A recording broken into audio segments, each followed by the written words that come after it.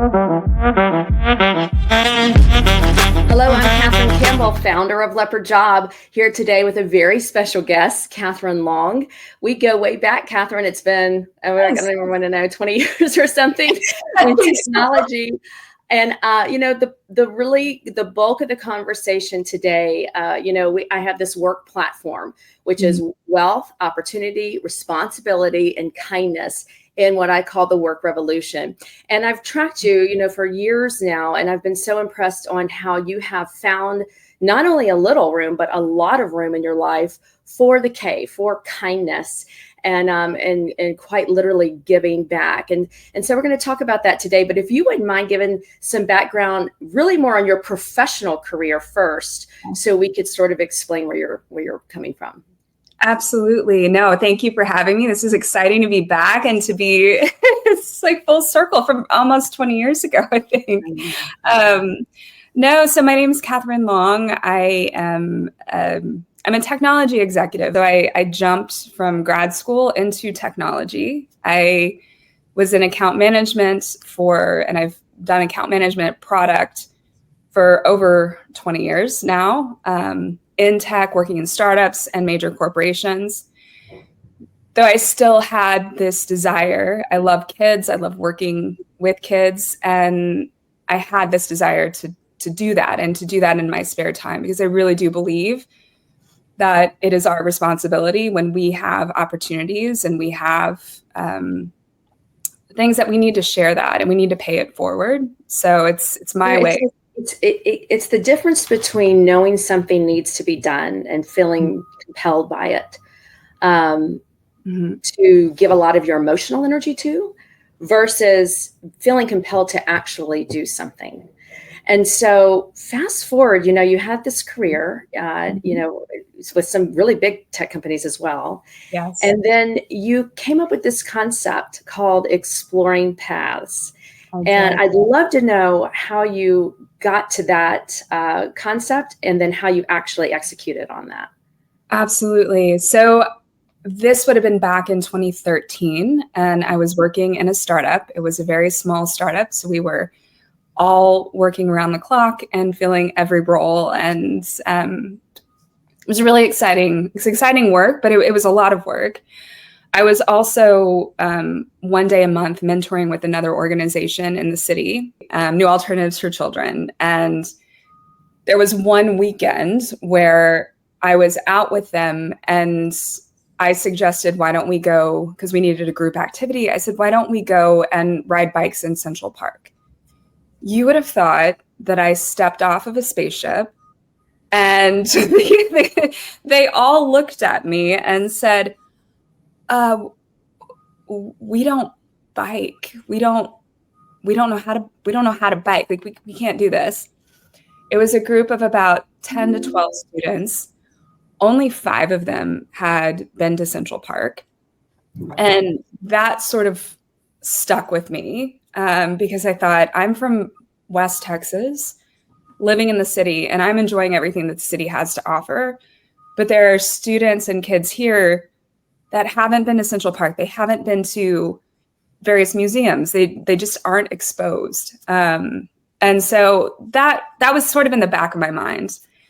And it all came to a head one day when one of my coworkers let me know. He sent me a Google chat one day and said, I'm leaving. And I immediately said, no, you cannot. Your role is going to come to me. I'm already working 6 days a week and 12 hours a day. I'm like, I can't do this. This is crazy. And he's like, Katherine, you bike, you know where to bike. You could tell me what kind of bike to buy and you could show me the routes and I'd pay you to do that. All you need is a website. And in that 2 seconds, everything sort of came full circle. The work I had done before, my grad degree, and understanding nonprofit management and how to form that, and then working with the kids. And I thought exploring paths instantly popped into my mind. I went online, I looked for the URL, it was free, I bought it. And I thought, why don't I take this figure out a business plan and create an organization or an entity that could help, one, teach kids in the city and in urban environments how to cycle, and two, take them out on rides, once a week, twice a week. At this point I didn't know, but take them out on bike rides to museums, to urban farms, to nature preserves, to get them out of their 4-block by 4-block radius and exposed to all that the city has to offer, and also perhaps unlock something that they might find that they love and a passion that they want to follow. So it was such a moment I can't explain. It was just one of those, I need to do this sort of moments. And I put together the business plan. I started telling everyone, sort of sending it around. I ended up getting connected with other cycling organizations. Another friend and mentor said, why don't you contact the YMCA? And I said, but the Y is just a gym. What do you mean? And he's like, Katherine, no, it is more than a gym. I didn't grow up with a Y in my community, so I had no idea. Right. And, I went and I learned more about it. I reached out, and we ended up in 2013 buying our first set of bikes. So you had to buy the bikes. These are kids who did not even own bikes. They don't own bikes. And in the city, that's sort of the last thing that parents are going to buy. You're already looking at tight quarters. Yes. And leaving bikes out on the street also isn't really a fail-safe option. So that's the last thing that they're going to want to add, is to store in the apartment. So I raised funds. I put in some of my own money. We purchased the bikes, and created a whole mentorship program in partnership with the YMCA and City Bike, so that City Bike would provide the bike keys for all of the mentors participating. And we could store the bikes at the Y. We would do after school cycling lessons with the kids there once a week. And then once we got them to a proficiency where they were going to be road safe, we took them out. It was every other week, spring, summer, and into early fall. And we would take them out on these cycling adventures. And I gave them, part of it was, I've been in tech for so long, I wanted the kids off the devices. So I bought them journals. And after each ride, they'd have to journal about what they experienced, what they wanted to learn more about, what they were excited about, who would they thank. And just, they could draw, they could write. They had to do something after each ride. So they would have a little scrapbook. I think that is one of the most critical pieces, even as adults, but certainly as children. I watched a podcast the other day with Lex Friedman and Mark Andreessen, just absolutely brilliant men, right? And Mark Andreessen was saying, look at how far we've come with AI. Look at the capabilities that are there. Why do we not have 1,000 times the amount of code being produced per day, 1,000 times the amount of books being written per day, 1,000 more, kind of more in-depth concepts and new creation? And it's because people just get lost. It's just so easy to get distracted. That's what, it was his belief about why this is happening. And the distraction is on a device is so fast today. I mean, if you think about that, now we're trying to go to short form content, only 30-second videos. You are the most useless conversation I've ever had if all you're doing is watching 1-minute videos. There's not enough depth in what you've done today. Maybe you watched 45 of them. So we're going to talk about 45 5-second things. Or are we going to say, I watched this 2-hour podcast today and I learned things I would have never thought of, right? Which makes you start to kind of consider, and getting kids out on bikes like that. First of all, breathing fresh air, right? Even in New York City, that it, the aha moments, or let me think differently, is so powerful. Yes. I want to come back to this because there's a whole other side to what you've created with Exploring Paths, but I do want to talk about another kindness and very generous amount of time you've spent with another organization from a particular health issue that you had, and how you took that big challenge and, turned it into another opportunity to give your time. Tell us about the brain. It wasn't an actual aneurysm. It was an aneurysm. So in 2015, I was actually diagnosed with a brain aneurysm. I'd say for the year up to that, I was having symptoms that were just strange, like facial drooping or tingling, and not really finding the right doctor. I was seeing neurologists who all said, "Oh, you're fine. This is just normal." And I said, "I'm a 35-year-old woman, and this is different. I don't think that this is normal. I think there's something wrong." And I sort of exhausted everything that I knew to do. My primary care, Dr. Merker in the city, who is an incredible physician, and who thinks along data lines. He wants data sets before he makes a decision. And our tech backgrounds, I think you can agree with this. That's sort of what we look for. Let's find all the variables and then figure out what's going on. And so we sort of exhausted that. And this is where exploring paths and my friends all came together, where one of the women, it was a friend of a friend, she biked a lot. I had just started exploring paths. She was like, "I would love to mentor. I would love to come out with you." And I said, "Absolutely. I'd love to have you mentor with the students." And so she was mentoring with us that summer of 2014. And in September, around that time, she said, "Hey, her sister had passed away." She said, "There's a run in honor of my sister." And I hadn't really pushed that conversation with her. I hadn't talked to her about how her sister had died. It just never came up. And she said, "We need more people to run. Can you show up at Riverside Park at 8 a.m. and it's $20?" And, and I said, "Well, I don't quite run, but I like to bike, but I will walk. I will jog. I will figure it out. I will be there." And you've been here everywhere. Every week we've been with the kids. So I'm there. And I walk up to the booth, I register, and I'm reading. It's the Brain Aneurysm Foundation, and it's Team Cindy.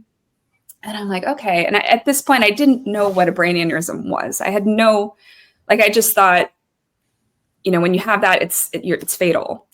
And they have us sort of move to the front of the start line, and they have a lot of neurosurgeons. The Brain Aneurysm Foundation itself is there and speaking about, if you do have symptoms, which are it's very rare to have symptoms, these are some of them. And in my gut, I'm just taking notes. I open up my phone and I'm writing everything in my notes, and I'm thinking, something is here. And got the MRA sometime in February, I believe. And by March, got back in, Dr. Merker called and said, "You need to come into the office. We have found that you do have an aneurysm." And he said, this is not my area. He's an endocrinologist, but he said, let me find a neurosurgeon. I immediately called my friend Lauren, whose sister Cindy we were honoring her at that race because she had passed away from an aneurysm. And she said, "Give me 10 minutes. And she and her mom linked up with the Brain Aneurysm Foundation and gave me a list of doctors. Wow. And, I think I went through that whole process. I had surgery. I woke up from surgery. They weren't sure if I should wait 6 months or if I should do it. It was a challenging time, and it was a scary time. And I told a few people, but I didn't tell a lot of people, because anytime I told someone, just the look on their face of the fear was more than I could handle. So I sort of tried to keep it a little under wraps so that I could actually process and figure out what to do. And I remember that subway ride. While you are working. Are you still working through this? I'm still working at this point. I'm a little scared. Because I was doing tech sales. So I'm like, what is going to happen? I don't know what to do. And I think I remember being on the subway going back to my apartment and just breaking down in tears. I think everyone who's lived in New York City knows that at some point you have probably cried on the subway or in the back of a cab, and you just, if not for anything else except for the subway, but right, bigger emotion.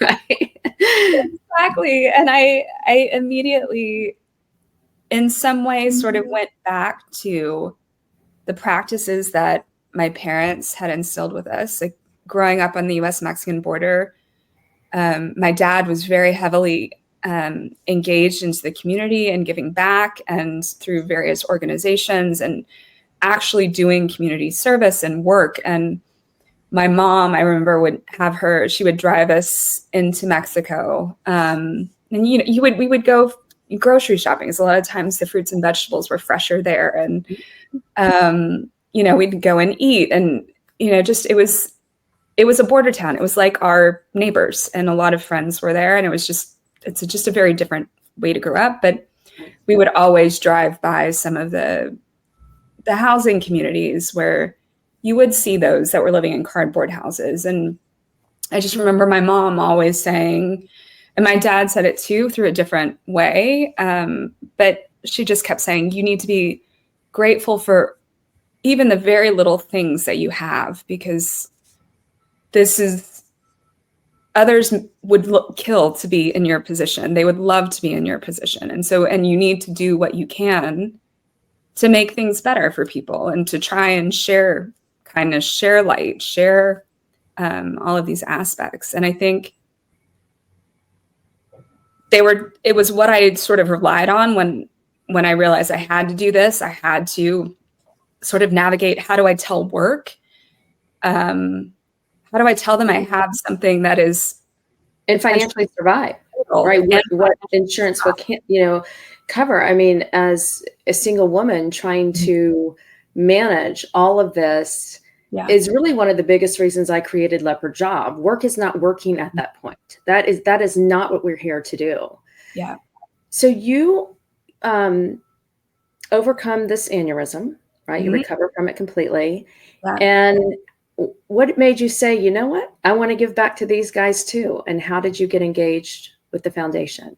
But I went to DC. I stayed with one of my cousins. My mom and dad came in. She was there through all of the surgeries. At this point, aneurysms are and can be hereditary. Not all of them are, but in a great majority they are. They're more prevalent in women and women over 35, though they can happen in children and they can happen in men. And at this point, we didn't know. Like, my grandfather had passed away before I was born on my mom's side, of what we thought was a stroke. And I remember sitting with Monique, and she was having severe headaches. I had 2 migraines a month up until I had the surgery. And then I now experience migraines maybe once a quarter. So I said, why don't you go? And she's like, Katherine, I'm trying, the doctors are doing what they need to do, and trying to, they'll come up with the tests and all of this, but they, you live this stress life in New York City, and I'm a housewife in DC, and I don't have the same stress that you do. And fast forward to, I had the surgery in June of 2015. I was out for 6 weeks, came back to work. I got a call in May of 2016 that Monique was being taken to the hospital, that they believed she had suffered a ruptured aneurysm, and they weren't sure if she was going to make it. And ultimately she didn't make it. And I think that was probably one of the first turning points. It's one of those things where you have survivor's guilt, and this adds to it. And that next year, one of her sisters and the Brain Aneurysm Foundation every year has a lobby day in DC, and you go and speak to representatives. And one of the things with the insurance companies is that you have to have two known members of a family in order to have the tests covered, have an MRI covered. If it's just one, they don't cover. And that next March, we went and lobbied in DC and shared the story of this should have been a success. Like, I caught mine ahead of rupture. It was in a fatal location. It was growing. I'm so fortunate to be here. Monique should be here too. This shouldn't fail. Like, we need to change the insurance companies. So it started with that. It started, and then it sort of came fast forward. I think myself, I didn't fully process all of it until I started working on these gratitude workbooks. And so in 2021, this sort of goes back to, I was working on trying to get a tech platform. It was during the pandemic, up to allow Exploring Paths to be taken virtually and taken over by the Y so that they could move it forward and grow and expand. And I had also signed up because I wanted to do a graphic novel for kids. I had this concept. I thought it would be fun. And so I signed up for the trademarks for children's books. And my lawyer calls and says, you have 6 months. You need to get something up and physical. Otherwise, you're going to lose the trademark. And I thought. So through all of this, you had Exploring Paths. That was rolling. Literally rolling. That was rolling. You have this health issue. Did not even, I'm sure you lightened the load of Exploring Paths, but you did not let it go altogether. Now you sort of you built a community around this real need, obviously. Mm-hmm. And then you come back and say, you know what? I'm not done with the bigger opportunities for kids, going back to what, mm-hmm. Your soul searching, what you really connected with, and taking it yet to another level. And I love that you talked about your parents the way you did. One of the things I say is that there's only one problem in the world, and it is poor parenting. If you look at all of the issues in the world, name one, it all stems from ultimately being poorly raised. And in a lot of cases, not raised, which is part of sort of the need for a work revolution. Sometimes it's you're not raising your children. You just can't be there. You want to be able to give them a decent education and live in a reasonable neighborhood and pay all the bills and be a good citizen. So it requires you to work 2 or 3 jobs, right? Exactly. And I would imagine that was even the case with some of your kids that were with Exploring Paths. It wasn't necessarily abusive situations. No. It was just there was no parental time. Exactly. But you had that example from your parents, which was instilled in you at a very early age. Continue the conversation, because now we go into Exploring Paths publishing, right? Exactly. Yes. So tell us what your first book was and how you did this. So in 2021, after my lawyer said, you've got to get something up immediately or you're going to lose. I mean, immediately 6 months, but a graphic novel in 6 months was not in my world was not going to happen. And so I thought, what can I do? And I went back to thinking about, we did this journal. Maybe I formalize it. I was still engaged with the Y. Our program shut down in 2020, and then we're hoping to relaunch it this coming year. But I was still a member of the board and still working with them and hearing about everything that the kids were going through, seeing my friends and their children. And I thought there has to be something that out there that we can do that will give kids the ability that might help them. Like, what can I do to help them? So I thought, let me formalize the journaling we did.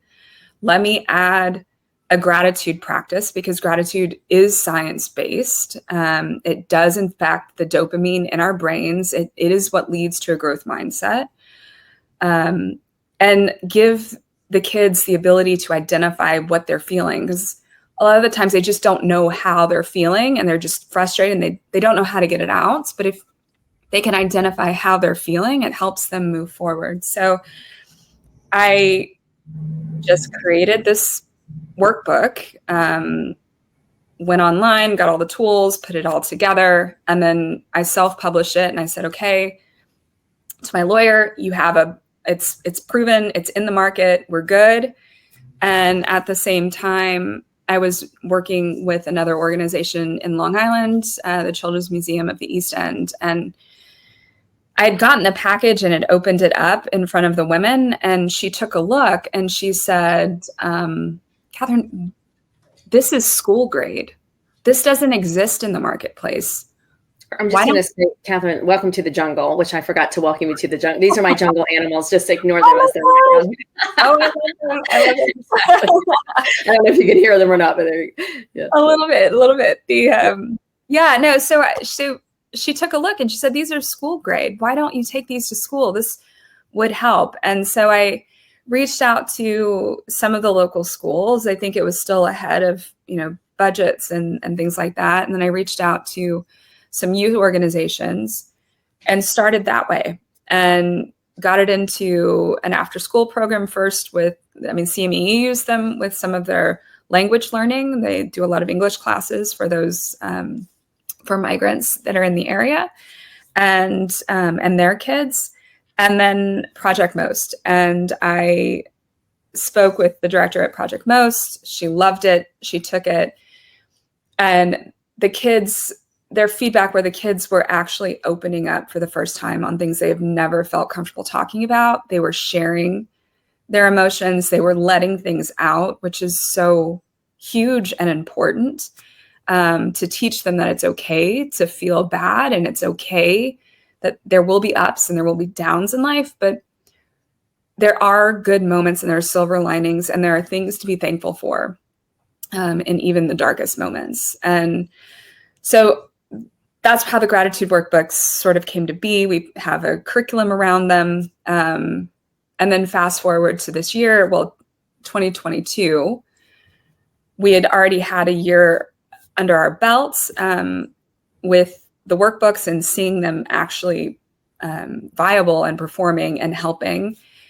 And I immediately thought, let me take this and create something and help the Brain Aneurysm organization, because they are the reason, them and Team Cindy and Lauren and her mom are the reason I'm still here.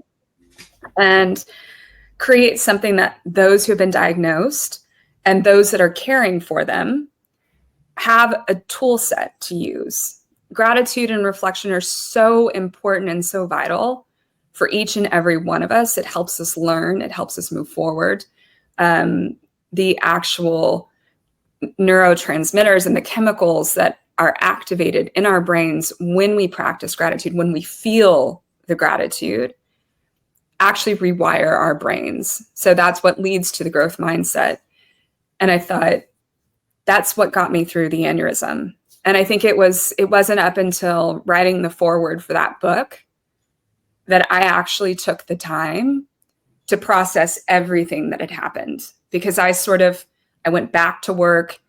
I need to pay the bills. I have to live. I am single. So how do I have to keep moving. And I think that keeping moving, it's what I did, but until I took the time to actually write that forward, I never took the time to process. So, and it's amazing too, because, we can all accept that if you almost get in a car accident, you're really, really close, slam on the brakes, that we feel that adrenaline just shoot right up our bodies, right? If you almost slip and fall, or, these kind of near misses in life just completely make us wide awake, and we can accept that, that must be a chemical reaction. And there are, many, so it's very prevalent to have meditation practices now and that sort of thing, that people recognize this sort of connection, and likely they recognize it's a chemical reaction in your brain, but we're really just little chemical machines. That's really just I always say hormones are running the planet, right? I mean, look at what's going on in the world.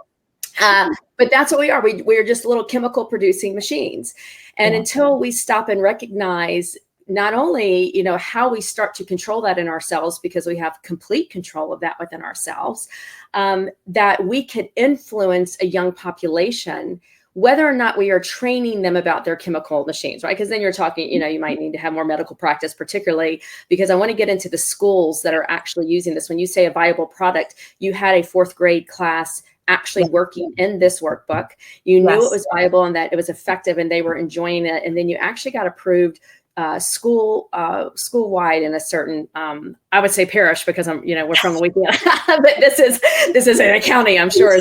And I want to talk about that, but I think that is ultimately what, the goal is how do I take all of the depression in children, all of the big pharma, that is getting younger and younger and younger, that, we can clearly look at massive changes from the time big pharma got very engaged with, the younger and younger population to the outcomes of them today, that would, the extreme mental illness, gun issues, and, what's going on in schools. And so that this is just an opportunity. And while it's a massive one because you're a busy lady and this is one more thing to do and you have to take the time to write it and get it published, it is still a blip in the lives of these children. But if more and more people gave these kids an opportunity for another blip, another emotional release, another dopamine opportunity, they could start to think differently. There's nothing that aggravates me more than talking to people who are too busy to, let's say, attend that run. I'm just too busy. It's a great idea. I wish you the best. But in the same conversation, they can tell you every single episode of Netflix. I've never even heard of that show. And like a whole group of people you've never heard of that show.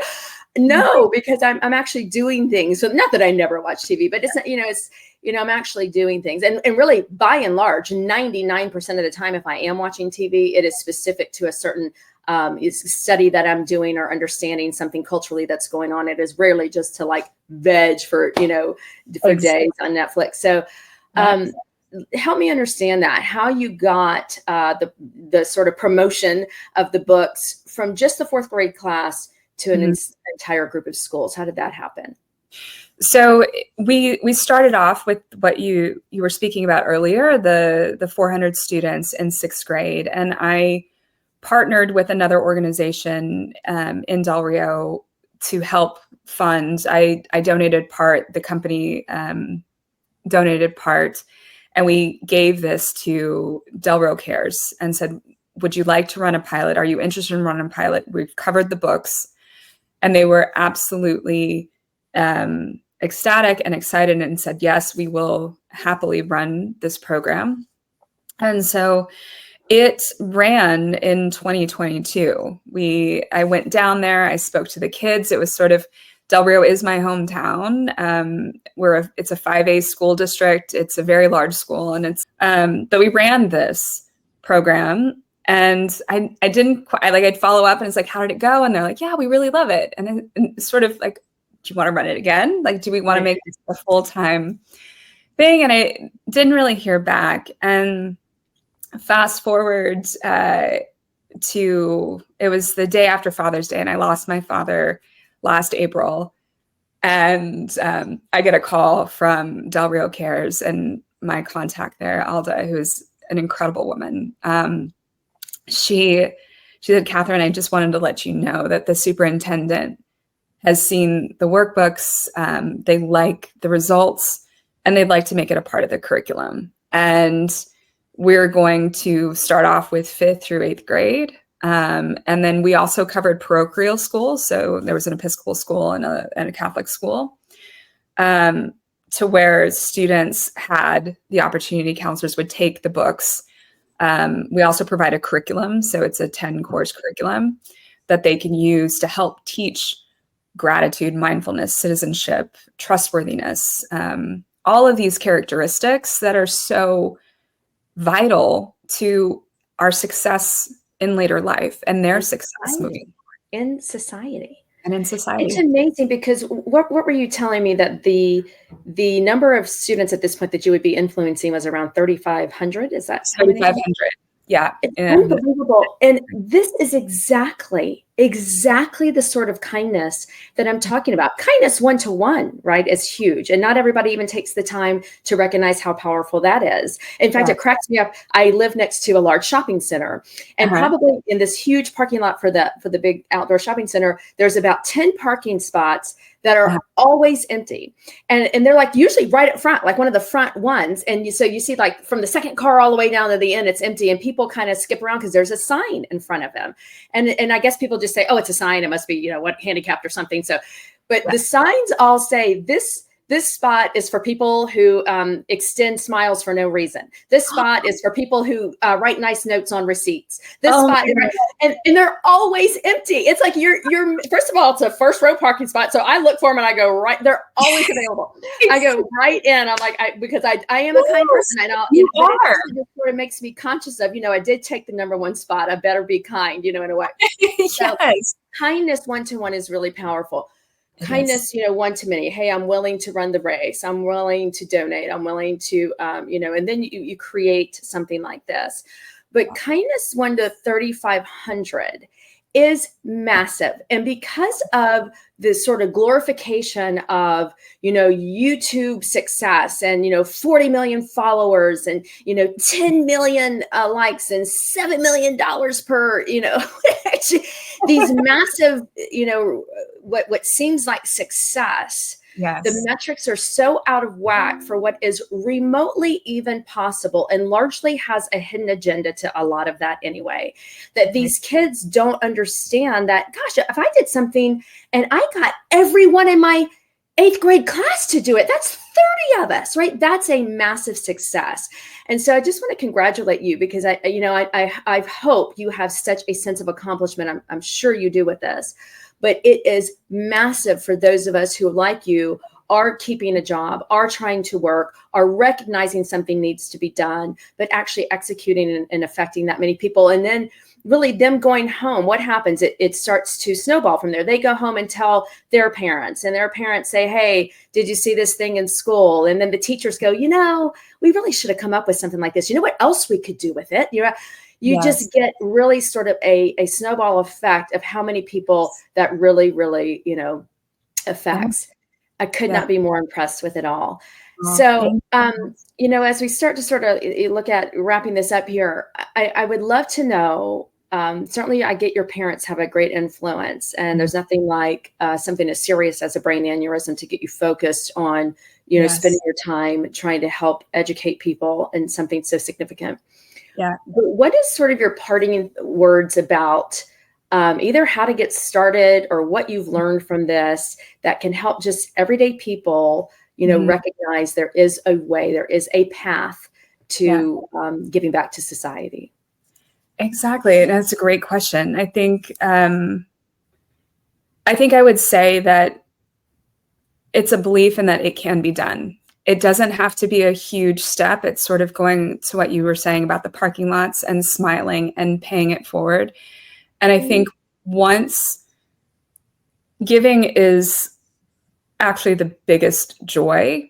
And when you are feeling down or feeling like you can't, you're not making it, or it's impossible to get over this next hump, I think getting out of your own head and out of your own life and focusing on one thing that you can do for something else, the joy that you will get from that, the energy that you will get from that just helps multiply. And what you've given to that person, to your point, inspires them to hopefully give to someone else. And I think that's the biggest thing, that it's possible. I mean, I've worked full-time jobs, you know, and high stress full-time jobs where I'm in tech sales and I'm on a plane every day and in a new city every day. And I think it's just important to stay grounded and to realize that community is so important, and we need to do, and when we have the opportunity to give back, take it, because it's actually a gift to yourself. Absolutely. And to others. Katherine, thank you for your time. I just could not be more honored that you spent this amount of time with me and giving us this sort of information. It's one of the most important conversations I'll have this year with Leopard. Thank you so much. Thank you. It's so nice to be here.